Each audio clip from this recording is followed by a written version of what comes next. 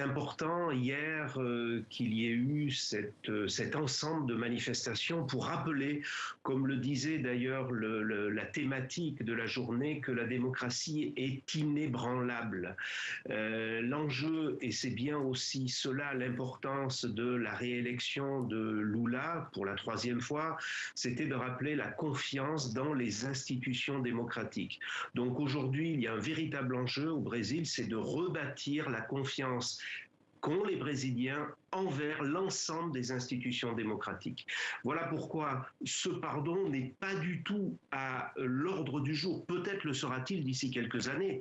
Ce n'est pas, en tout cas, à ce moment-là, l'élément essentiel. Et l'on voit ici sur l'image cette représentation de la Constitution de 1988 qui avait été signée et qui, le 8 janvier dernier, avait été maltraité par les émeutiers. Il y a un an, Lula revenait au pouvoir au Brésil. Est-ce qu'il a déjà répondu aux attentes sociales ?